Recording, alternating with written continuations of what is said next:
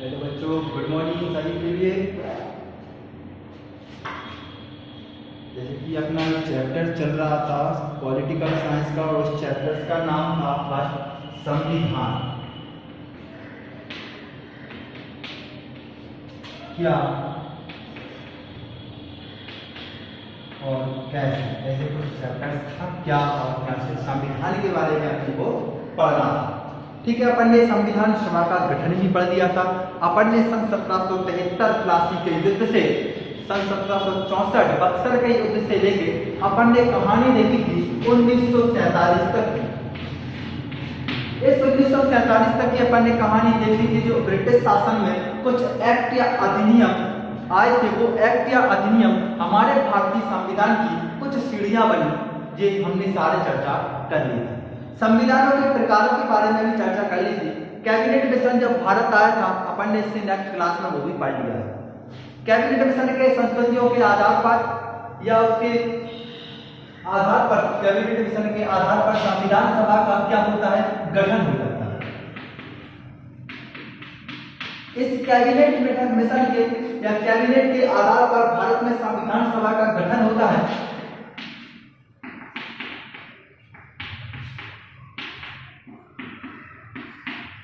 अब इस संविधान सभा का गठन की चर्चा अपन ने इससे पहले वाली क्लास में अच्छे से पढ़ लिया है कि कब संविधान सभा का गठन हुआ था, किस किस प्रकार से हुआ था, इसमें कौन से वर्ग के किस प्रकार चुनाव हुआ था, कितनी सीटें मिली थी। यदि आपने नहीं देखी है, आज जो बहुत इंपोर्टेंट टॉपिक्स पढ़ने वाले हैं अपन, और उस टॉपिक्स का नाम है उद्देश्य प्रस्ताव। यहाँ से एक क्वेश्चन उद्देश्य प्रस्ताव आपको दैनिक जीवन में भी उपयोगी है और आपको सिलेबस के अकॉर्डिंग भी बहुत इंपोर्टेंट टॉपिक है। तो यदि आपने वो नहीं देखा तो आपको उद्देश्य प्रस्ताव समझ में नहीं आएगा। इस संविधान सभा का जो गठन है, इससे नेक्स्ट क्लास में अपन इससे पहली वाली क्लास में पढ़ा है, तो उसके लिए आप पढ़ लीजिएगा। इससे आगे आपको ये वाली क्लास और भी अच्छे है, जिसने पढ़ लिया और भी अब आपको समझ में आने वाला है कि क्या उद्देश्य प्रस्ताव क्या है और उद्देश्य प्रस्ताव कैसे बना। हालांकि इस कैबिनेट मिशन के आधार पर अपन इसको देखेंगे तो कुछ कहानी देख लेते हैं। संविधान सभा का क्या होता है, प्रथम बैठक अपन ने पढ़ी थी, कहाँ होती है, कौशल चैम्बर, नई दिल्ली में। कब होती है, तो आपका जवाब आ रहा है 9 दिसंबर 1940। Very good.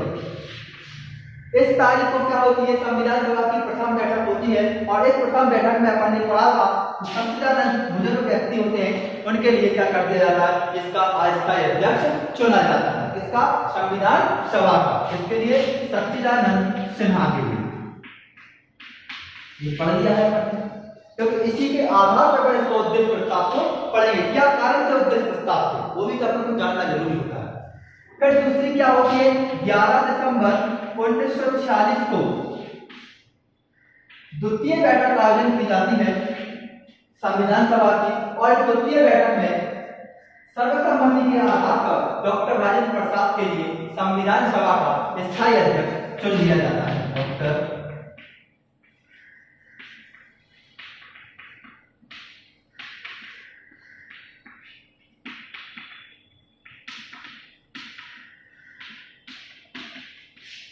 ठीक है, अध्यक्ष चुन लिया जाता है। वही क्या बन जाती है, संविधान सभा के अध्यक्ष, स्थायी अध्यक्ष बन जाते हैं डॉक्टर राजेंद्र प्रसाद।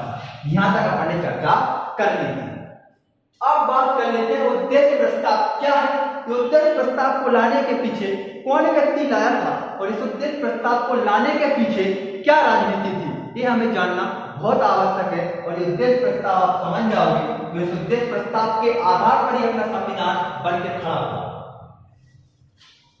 लेकिन उद्देश्य प्रस्ताव का उद्देश्य क्या था, या उद्देश्य प्रस्ताव को लेकर सबसे पहले कौन आए थे, तो पंडित जवाहरलाल नेहरू। सर्वप्रथम किसने प्रस्ताव रखा था, पंडित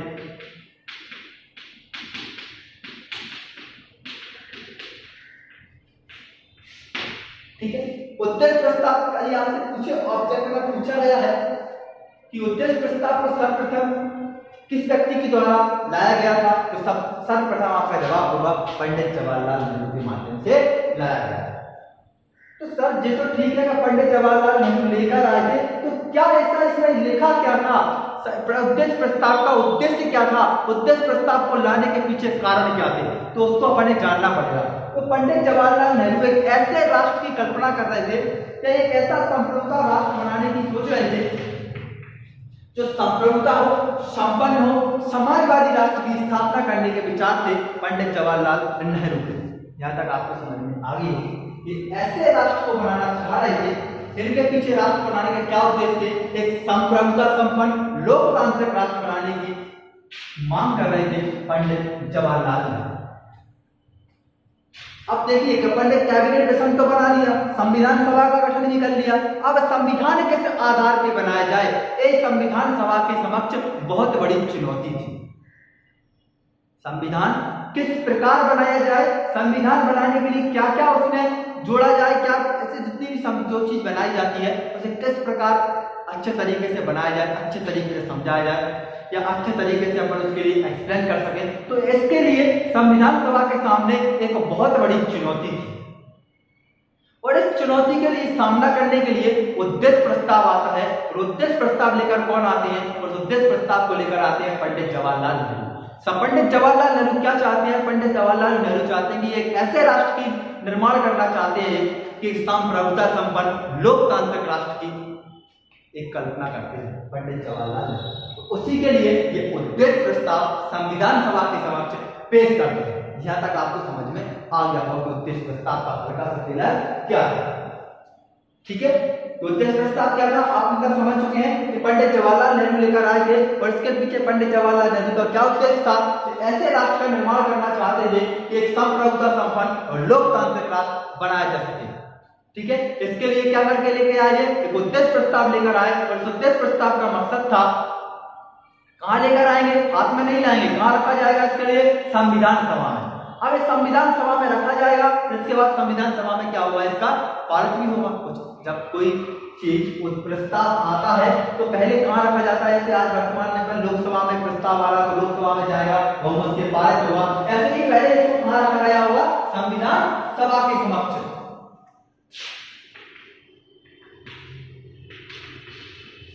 संविधान सभा में इसके लिए रखा गया, इसके लिए उद्देश्य प्रस्ताव के लिए। तो कब लाया गया होगा सर जी, तो ये भी अपने लिए क्या होगा जानना आवश्यक है। इसके लिए उद्देश्य प्रस्ताव जो था 13 दिसंबर 1946 को, डेट काम की है ध्यान रखना, 13 दिसंबर 1946 को पंडित जवाहरलाल नेहरू, ठीक है, जो भारत के आगे 1900 अभी कार्यवाहक प्रधानमंत्री हैं 1940 में, कार्यवाहक अंतरिम मंत्रिमंडल का गठन हो जाता है। अपन आगे पढ़ लेंगे अंतरिम मंत्रिमंडल का गठन का मतलब होता है अंतरिम मंत्रिमंडल जब तक उसका काम चलाएगा। अंतरिम का मतलब होता है काम चलाओ, जब तक प्रधानमंत्री थे जब तक कोई अच्छा अपने जो संविधान सभा के चुनाव नहीं हो जाते तब तक एक अंतरिम मंत्रिमंडल गठन कर दिया गया था। तो 13 दिसंबर 1946 को क्या करते हैं, संविधान सभा के समक्ष पंडित जवाहरलाल नेहरू, उद्देश्य भी पढ़ेंगे इसका क्या क्या कारण थे, क्या राजनीतिक कारण थे इसके पीछे। 13 दिसंबर 1946 को उद्देश्य प्रस्ताव लाया जाता है और किसके माध्यम से लाया जाता है, पंडित जवाहरलाल नेहरू के माध्यम से। ठीक है, कहां रखा गया है, संविधान सभा। अब इस संविधान सभा में इसका बहस होती है, इसको पारित किया जाता है और वो पारित करने की डेट होती है 22 जनवरी 1947। बहुत इंपोर्टेंट डेट है, इससे भी ज्यादा डेट ये है कि 22 जनवरी 1947 के दिन सर्वसम्मति के आधार पर, ध्यान रखना, सर्वसम्मति के आधार, कौन सी सर्वसम्मति, ये संविधान सभा की, संविधान सभा की सर्वसम्मति के आधार पर उद्देश्य प्रस्ताव पारित कर दिया जाता है या पास कर दिया जाता है। इसके लिए उद्देश्य प्रस्ताव के लिए जो पंडित जवाहरलाल नेहरू 13 दिसंबर 1946 को लाए गए थे, बहस होकर संविधान सभा में उसे लागू कब से कर दिया, पारित कब से कर दिया जाता है, तो 22 जनवरी 1947 को सर्वसम्मति के आधार पर इसे पारित कर दिया जाता है।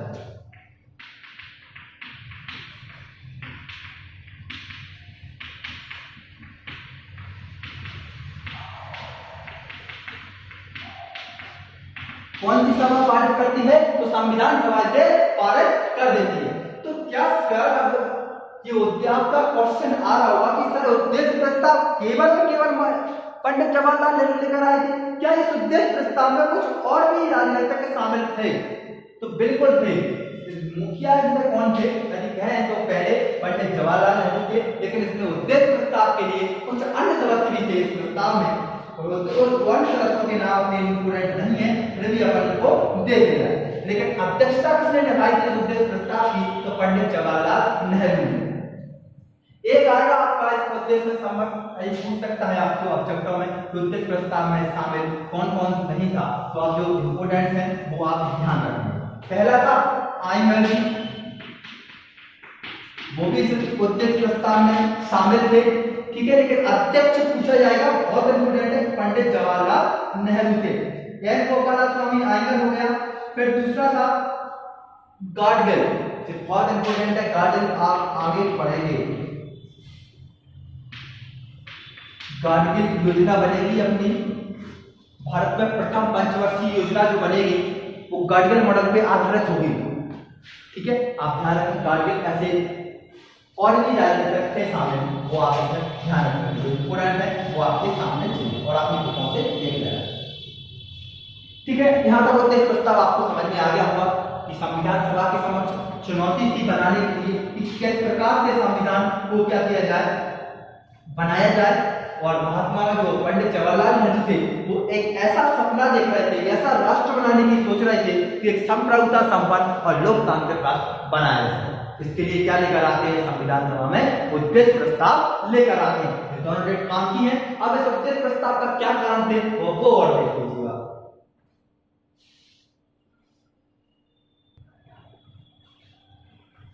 इस उद्देश्य प्रस्ताव में क्या कुछ देखो प्रस्ताव आया होगा, कुछ तो उसमें लिखा हुआ, ऐसा तो है नहीं कि प्रस्ताव कुछ किसी चीज को उठा के रख दिया जाए या व्यक्ति विषय वस्तु, ऐसा तो कुछ हो नहीं सकता।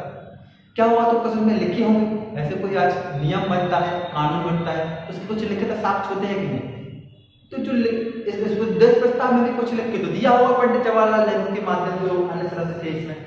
अध्यक्षता इसकी किसने निभाई थी? तो उद्देश्य प्रस्ताव की पंडित जवाहरलाल नेहरू ने। अब जो उद्देश्य प्रस्ताव में जो कहा गया था तो वो अपने लिए बहुत जानना बहुत आवश्यक है, जो आगे संविधान की प्रस्तावना में वो शब्द जोड़े जाएंगे।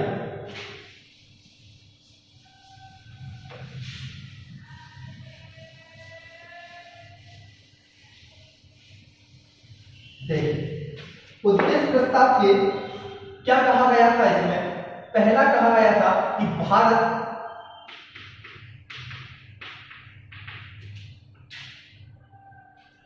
क्या हुआ? अभी मैंने बोला था कि संप्रभुता संपन्न लोकतांत्रिक राष्ट्र होगा। जब बोला था किसका उद्देश्य था?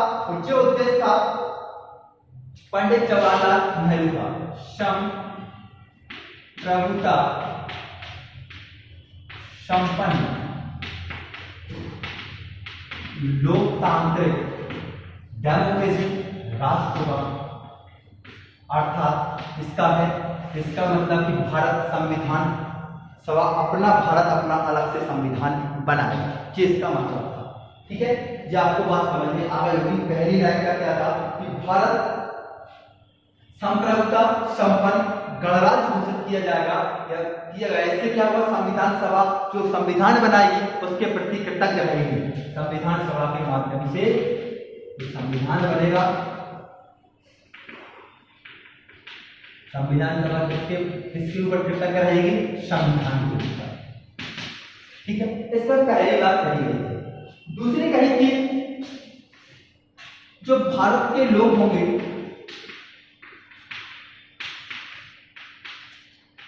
धार्मिक,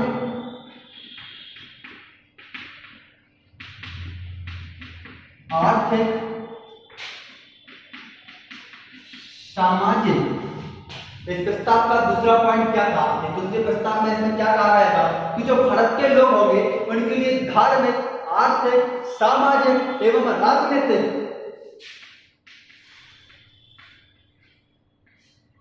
क्या दी जाएगी? स्वतंत्रता प्रदान की जाएगी। या आपको दूसरा पॉइंट भी ध्यान रखना। पहला क्या है कि भारत संप्रभुता संपन्न राष्ट्र लोकतांत्रिक राष्ट्र घोषित किया जाएगा। दूसरा, भारत के लोगों के लिए धार्मिक, आर्थिक, सामाजिक और राजनीतिक क्या हो गया, स्वतंत्रता प्रदान की जाएंगी, चाहे वो न्याय स्वतंत्रता हो, धार्मिक, राजनीतिक, आर्थिक रूप से, ठीक है, उनको बोलने की अभिव्यक्ति स्वतंत्रता हो,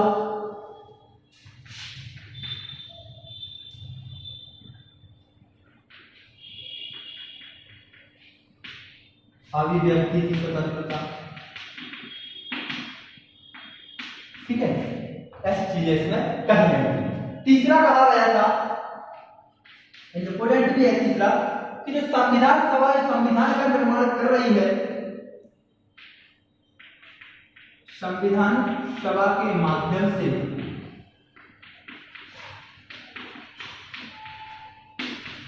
या संविधान सभा में वो प्रांत भी शामिल होंगे जो भारत संघ में शामिल होना चाहते हैं, वो भी संविधान सभा में शामिल होंगे, जो स्वतंत्र हैं वो भी संविधान सभा में भाग ले सकते हैं, और जो ब्रिटिश प्रांत के अधीन थे वो सब किसमें लेंगे, संविधान सभा में भाग लेंगे और संविधान निर्माण में क्या अपनी महत्वपूर्ण भूमिका निभाएंगे। जी आपको याद रखना है, बहुत काम के, या तो ब्रिटिश शासन स्वतंत्र हुए जो भी प्रांत थे, किस स्वतंत्र हुए, ब्रिटिश, पहले भारत किसमें बटा था, अपन ने चर्चा कर दी थी, भारत ब्रिटिश प्रांतों के छोटे छोटे टुकड़ों में या प्रांतों में बटा हुआ था। इस ब्रिटिश प्रांतों के जो प्रतिनिधि होते थे, उन्हीं प्रतिनिधियों से अपन ने क्या बनाया था, मैंने संविधान सभा बनाई थी, और संविधान सभा में अब क्या है, संविधान सभा में जो प्रतिनिधि ब्रिटिश प्रांत के हैं या स्वतंत्र हैं वो संविधान सभा में भाग लेंगे, और संविधान भाग लेने का मतलब क्या है, संविधान निर्माण में अपनी महत्वपूर्ण भूमिका निभाएंगे। ठीक है, आपको आशा करता हूं 3 पॉइंट क्लियर होगा। एक बार और देख लेंगे इनके लिए, ठीक है।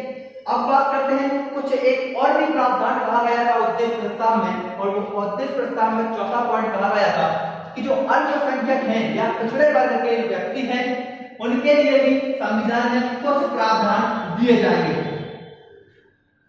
इसका मतलब क्या है, कैसे प्रावधान दिए जाएंगे, क्या होता है प्रावधान, इसका मतलब आपके दिमाग में आ रहा होगा। तो देखिए हमने क्या बोला कि पिछड़े एवं अल्पसंख्यक लोगों को क्या दिया जाएगा, संवैधानिक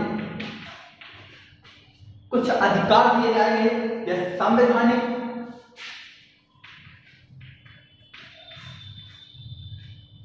स्वतंत्रताएं दी जाएंगी। किसकी स्वतंत्रता, सुरक्षा की, कुछ अल्पसंख्यक और पिछड़े वर्गों के लिए कुछ सुरक्षाएं, संवैधानिक सुरक्षाओं का प्रावधान किया जाएगा। इंपोर्टेंट है, पूछ लिया था।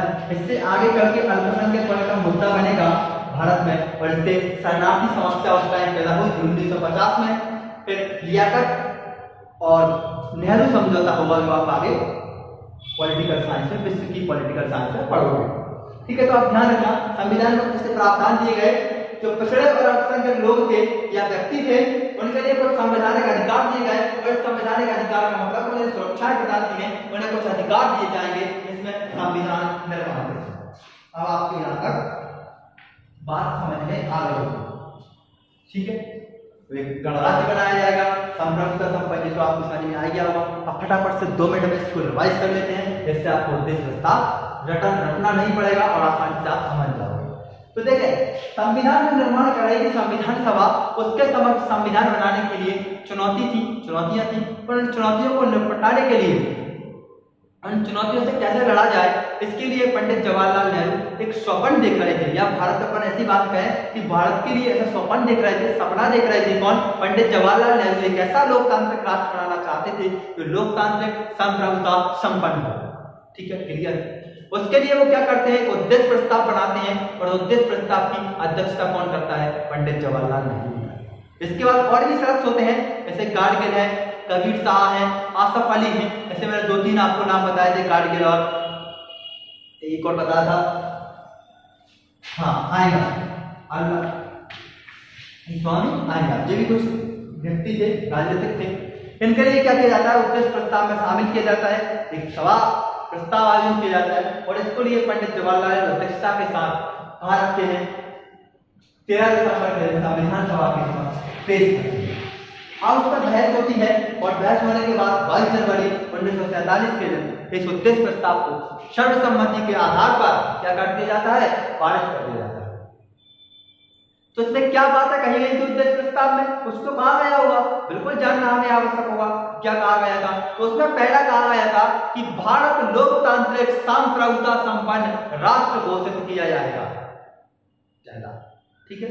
दूसरा क्या कहा गया था, जो भारत के लोग होंगे धार्मिक, आर्थिक, सामाजिक, राजनीतिक उन्हें अभिव्यक्ति की स्वतंत्रता या उन्हें न्याय की स्वतंत्रता प्रदान की जाएंगी भारतीय संविधान में।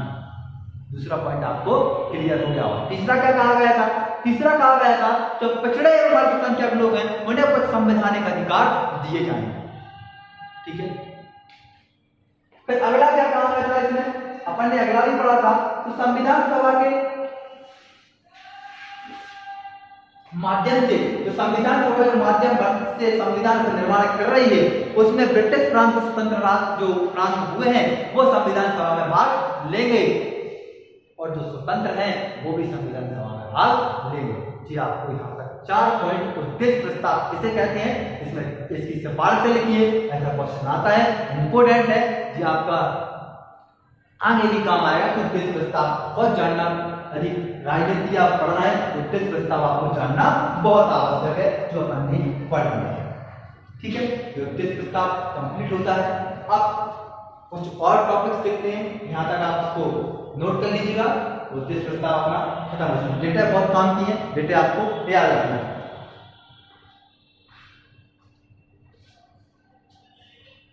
इसके बाद अपन कोई दूसरा टॉपिक उठाएंगे और दूसरा टॉपिक कोई जो भी अपनी बुक्स में दिया होगा आप इन्हें नोट डाउन कर लीजिए, जो पढ़ाया जा रहा है उसके लिए लिखते चलिए, नोट्स बनाते चलिए। आपके पास बुक वगैरह होंगी, उन बुकों में से पढ़िए, यहाँ समझाया जा रहा है उसके अच्छे समझने की कोशिश कीजिए। यदि आपको एक बार समझ में नहीं आता तो वीडियो को बैक करके देखिए, अच्छे से आपको समझ में आ जाएगा।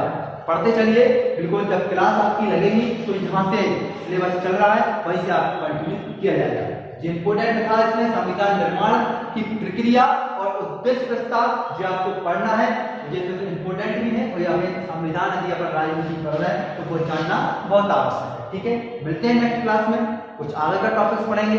तब तक आप उद्देश्य प्रस्ताव के लिए पढ़िए, नोट कर लीजिए और अपनी बुकों के माध्यम से भी पढ़िए।